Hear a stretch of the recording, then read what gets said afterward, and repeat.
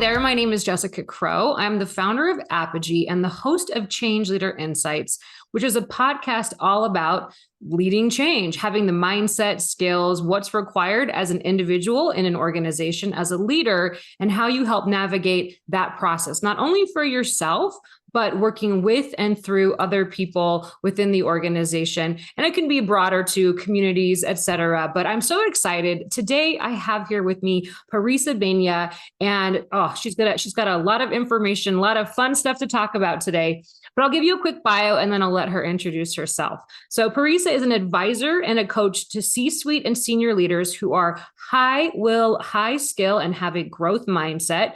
She's also the author of this book that I've been reading and listening to on Audible. I love it. It's called Modern Badass, Tales from the Leadership Front. And it's a love letter to everyone who's ever been told they're too much, which on many occasions, I have been told that very statement. So I'm really excited to have this conversation today with you.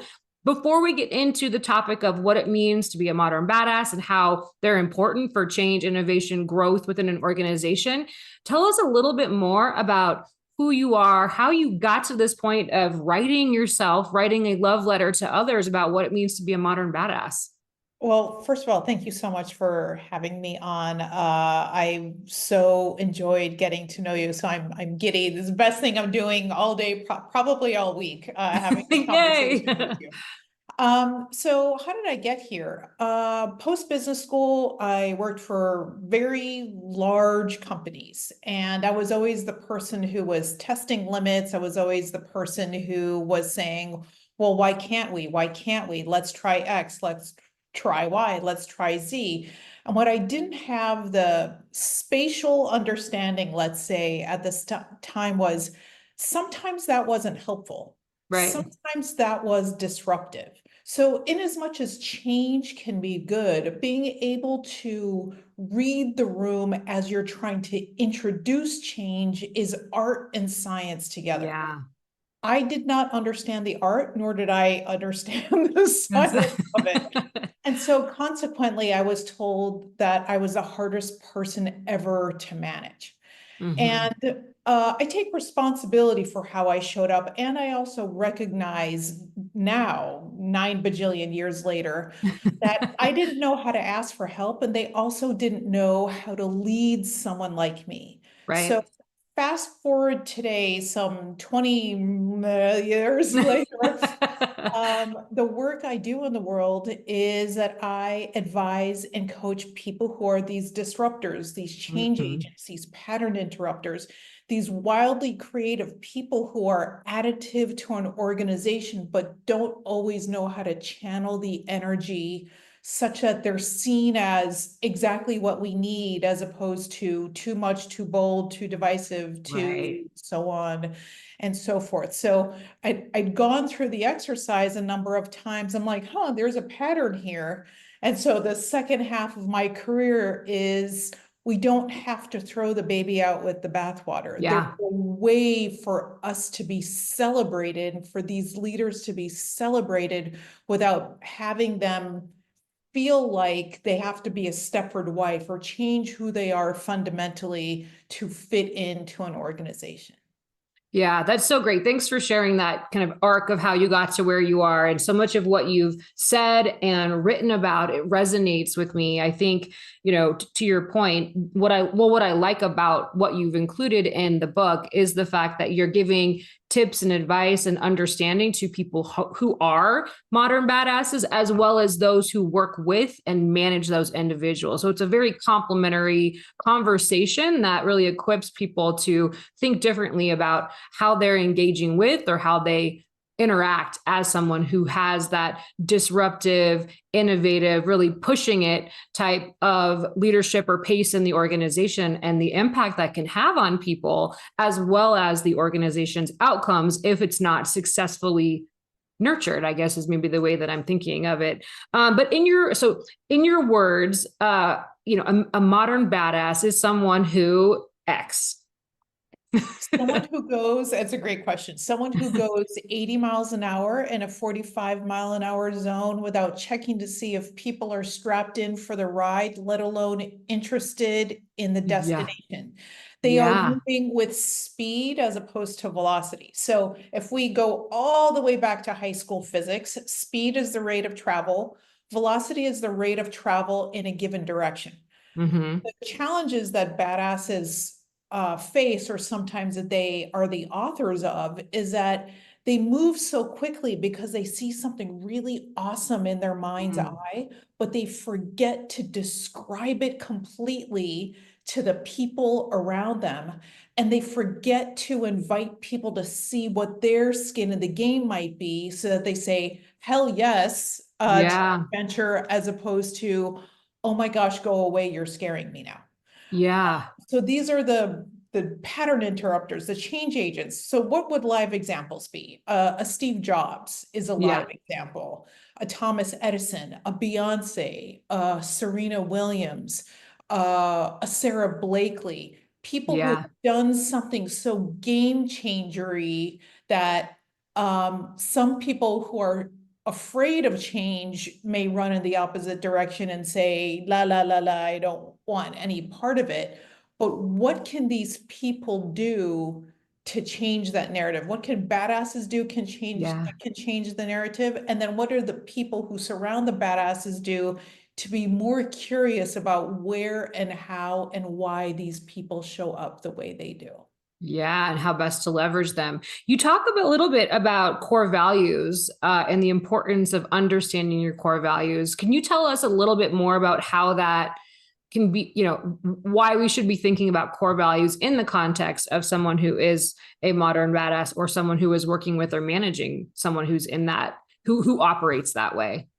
Yeah, thank you so much for that question. It's a really good one. So, I have found in the work that I do, regardless of badass or no, when I ask people what their core values are, a lot of them will answer, "Oh my gosh, I've never been asked that question before." Mm, It's not a good or bad thing. It's just that they haven't heard the question. And so why it matters in particular for badasses is that if they are working on something in alignment with that which is most important to them, mm-hmm, they are best able to successfully engage the people around them, whether it's their mm, leaders, their colleagues, their teams, clients, whomever. And so for me, I know my top values are freedom, truth, justice, creativity, and loyalty. And mm-hmm, anytime I'm touching something that is in direct conflict with one of those things, or that is not at all aligned with any of them, I notice my behavior changes. I mm, notice that I get irritable. I notice that I get impatient. I notice that I'm not able to communicate as effectively as I would like. And mm-hmm, so I regulate, or I choose based on what feels good for me, not only values wise, but then also my body communicates with me when my mm-hmm. brain is a little slow to say, hey, this feels good, or hey, no, run in the opposite direction. Yeah. But having that clarity on values is the number one thing that a badass can do to help them engage better with other people. That makes a lot of sense. And I would even go, the next step would be, I think that's a great recommendation for anyone, period, who's trying to figure out how to collaborate and work with others, because that will allow them to stay in alignment with what they care about. And then if they don't, then, all the things that you mentioned happen to you. I have felt that happen for me when I make decisions, behave in ways that are out of alignment with my values. So I really love that message, not only for badasses, but for anybody in an organization. And then what about, you talk about that there's a lot of superpowers that badasses have and strengths, right? What is if you were to give some advice to a client, to an organization, on why it's important for badasses to focus on their strengths, can you tell us a little bit more about that? Like, why does that matter as well? Well, as a general matter, when we have clarity on our zone of genius, which is the highest and best use of our time and talent, and zone of genius is out of Gay Hendricks' book, The Big I Leap. love his book. Yeah. Yeah, that's a So good. fantastic book. When we're working in our genius, and we're working in our genius that is aligned with our values, then it's like we're 10xing our own impact. So if Mm-hmm. we're working in alignment with our values, but it's not in our genius, we're doing fine. We can probably make a very good living. But when it's that zone of genius coupled with the values, there's just something, it's like alchemy, something happens where, like I said, it's 10x, especially when we are working with people who have complementary strengths. We Mm-hmm. also have a solid understanding on what their values are. So it doesn't have to be matchy-matchy, but as long as I know what your values are and what your strengths are and how I can make mine complement yours, and then the two of us together, it's like rocket fuel. Like, why wouldn't we want to have awareness of that? Now, the flip side is also clarity on where you might be horrible at something. So Right. I just gave a talk called Embrace the Suck, and it was Yeah. exactly on that thing, is be clear on what you're terrible at and Yeah. fall in love with it. Because if you're in love with it, it means that you're clear on where your strengths live. So Yeah. I'm terrible at bookkeeping. I'm terrible at housekeeping. The cleaning service is coming in a couple hours, right? Yeah. So like, as long as I'm clear on what I'm awesome at and I don't dabble in the things that I'm terrible at, Yeah. then the added value, my creativity, my ability to connect successfully with other people is, it's endless. And why wouldn't we want to have that as a modern badass superpower?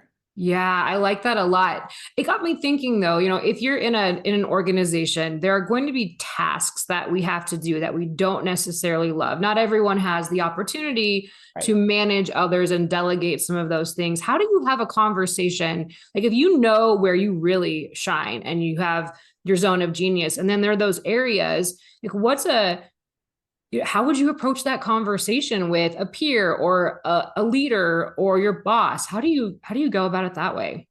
That's such a good question. And one of the gifts that we can give ourselves is clarity.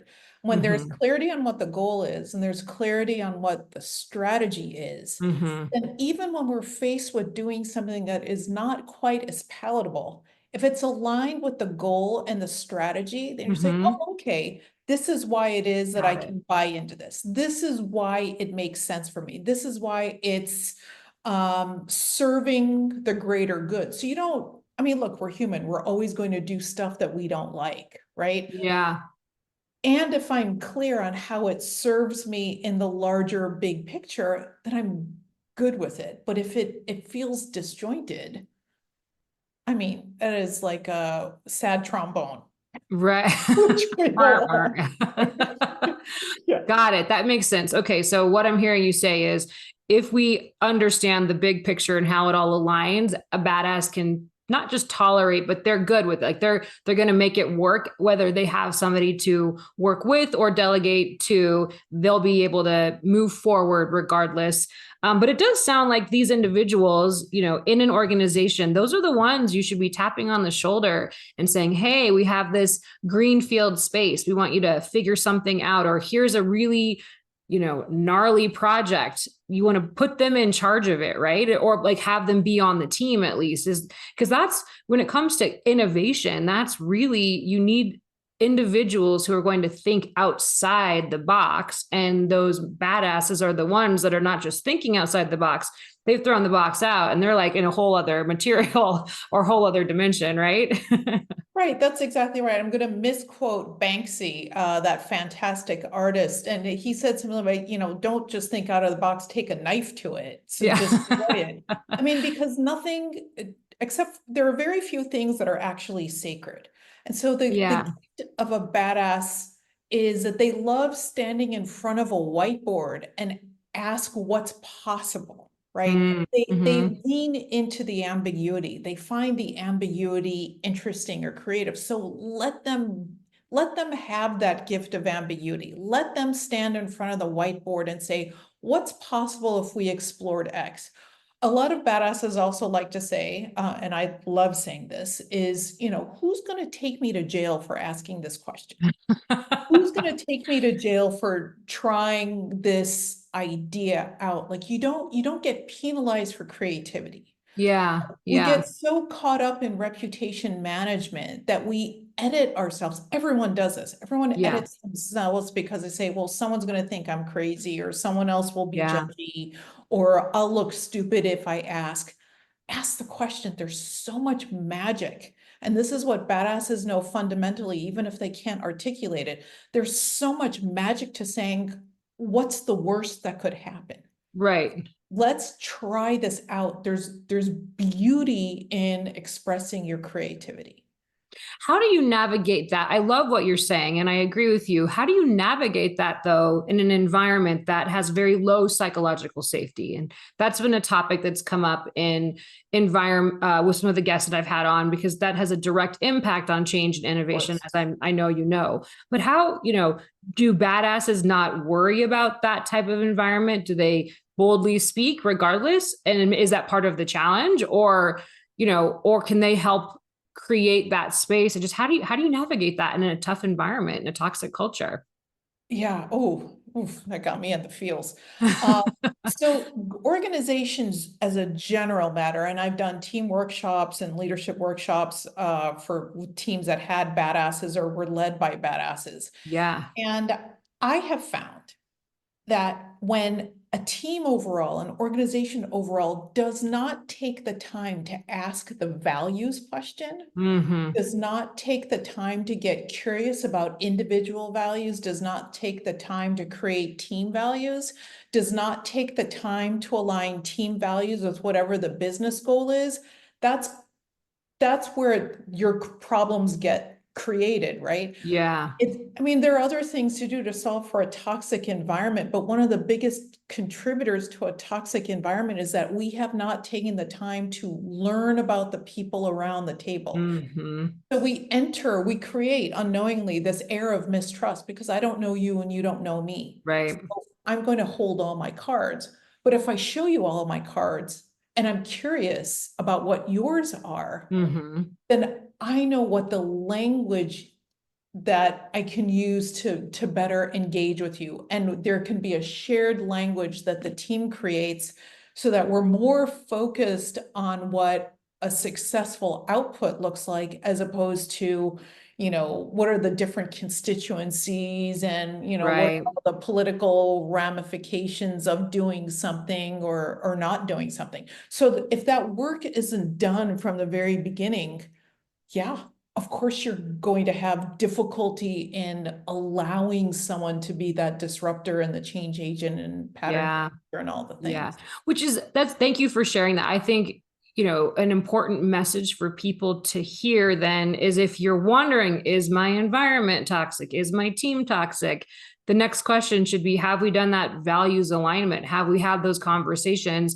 Are we creating that space? And if you're not clear, then it seems like maybe a good idea to do what you're describing, because you want to have the environment support the individuals that are modern badasses, and that are not necessarily at that pace to feel like they can share their ideas, to ask those questions. What's the worst thing that could happen here, without feeling like they're going to be penalized? So I really like that. What about, from a leadership perspective, whether you're a badass in a leadership role, or you're someone who's been tapped to lead others through change? But I guess we'll lean into the modern badass leading others through change, and knowing that your pace is faster, your way of thinking is faster, and sometimes you don't bring people along for the ride.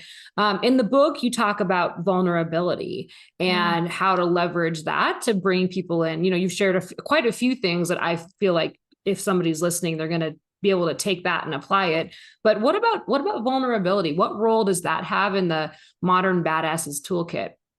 Yeah, thank you. So one of the things that was most difficult for me in the spirit of vulnerability, the most difficult for me was for me to say, I don't know, can you help? Me Yeah, yeah, yeah. asking for help or me admitting that I was stuck was like kryptonite for me. Mm, But the problem is what my actual kryptonite was not asking for the help, not the fact that the admitting it was the kryptonite. And so instead of being Wonder Woman, I could have been Diana Prince. Yeah. Instead of being Superman, be Clark Kent instead. Because this suit of armor that people wear all the time is not believable. It's not Right. believable that you are 100% good all the time. Like everyone knows you're lying. Right. And so when we are a hand raiser for help, Yeah. we have established some sort of communication or values alignment or goal alignment, it becomes very easy to say, I'm stuck, can you help? And on Mm. the other hand, it becomes very easy to say for someone else to say, oh, I've got you, here are resources, or let me sit with you, or let's walk through it. This air of openness, you go further faster when you work Mm. with people who have complementary geniuses. You don't have to do everything yourself. It's like wearing an oversized fig leaf. No one believes you, right? But Right. just just just admit, and it's not lacking, it comes from a place of strength when you say, you know what, I'm terrible at this. That's Yeah. why I love my bookkeeper. Yeah. Because I'm terrible. That's why I seriously, I love her because she's awesome at it and she loves it. I'm great. I'm terrible at this. You'll sit with me, you'll back me away from the ledge, and I know I have faith that, come tax time and talking to the CPA, I'll be good.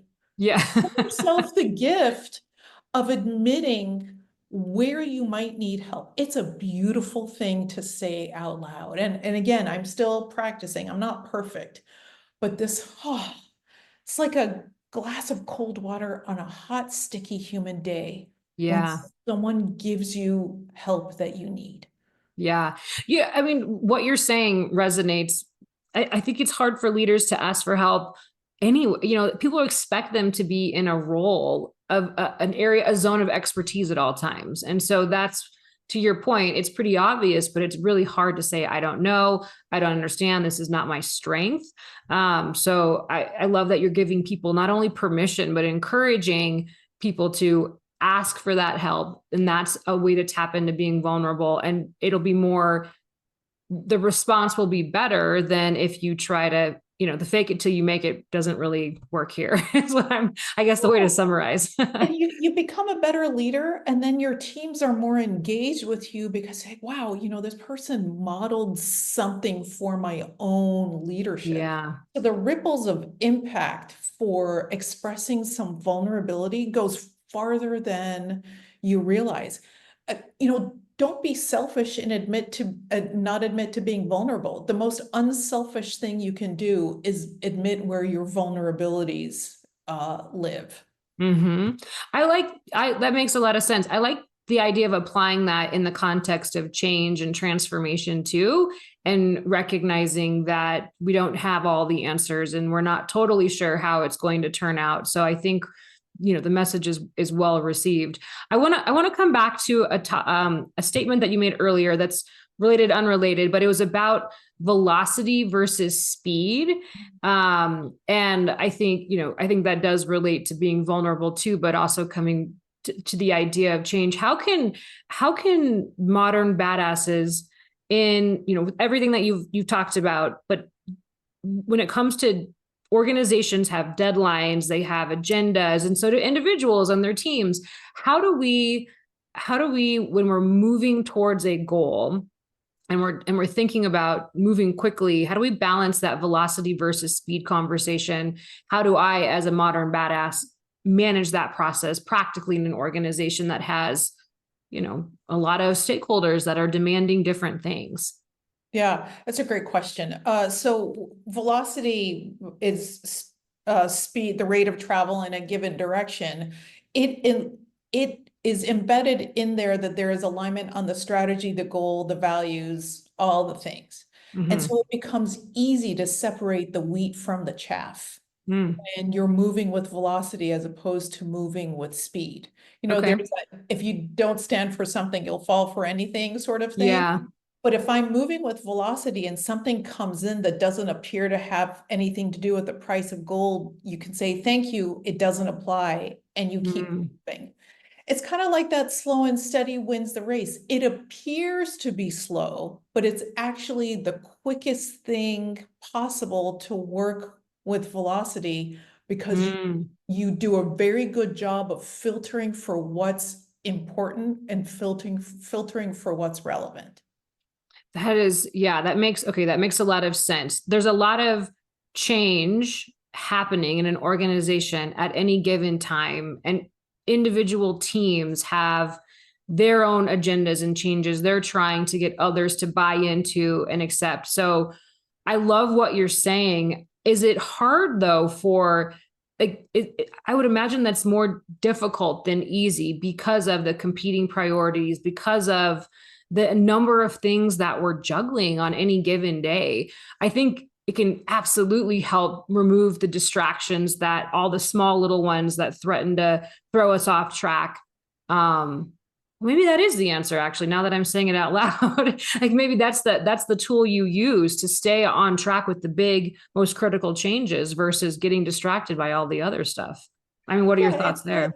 is this relevant? Does this have anything to do with what the main objective is or main desired outcome is? Mm-hmm. And if the answer is yes, great, we'll find a way to incorporate it. If the answer is maybe, okay, investigate further. And if the answer is no, great, set that aside, Yeah, thank you for playing, but this is not relevant right now. Which is why, I mean, people think it's a waste of time, but this is exactly why in the very beginning, when a team first comes together, what's important? Why is it important? What is the collective skin of the game and what is the individual skin of the game? And when yeah, we all know all of those things, especially our individual skin of the game, becomes easier to stay focused. And I'm putting easy in air quotes, like we're going to have tough days, but it at yeah. least becomes easier to understand what I'm working for and towards, as opposed to, there's like a cornucopia of things that we Right. could be moving towards. Right. Thank you. That's great clarification on the question that I asked. And you have so many great examples, other examples and other frameworks and models. There was one, you even had the velocity matrix that builds on what you were talking about earlier. I'm so grateful that you've taken the time to take out of your head and your heart and put this into writing so people can pick it up and check it out and feel like I'm not alone in how I'm showing up, or I'm not alone as a leader of these individuals who are so quote unquote hard to manage, when in reality it's how do we find that yes and versus either or, which is I think the challenge that many organizations and individuals have.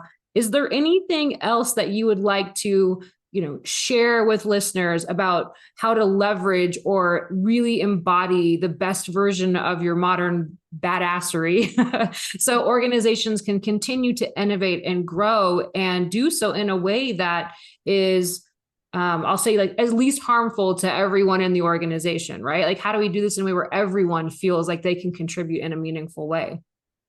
That's a great question. The number one mistake that organizations make with modern badasses is to try to change who they are fundamentally. The game isn't change who they are, because if you try to change who they are, then you're killing their magic. Yeah. It's And we need that magic to grow and yeah, innovate and change. They got to drive that. Yeah. exactly. So it's like telling of what confuses badass the most is, can you do everything but just like do all the smart things you do, but can you be like everyone else? But that's right, that's Yeah. very confusing. And so it's not so much can you stop being that person, it's how can you channel your awesome in a way that lands powerfully with everybody else. That is great. Yeah. Not interested in changing someone, it's impossible. But what you can do is help them be better understood.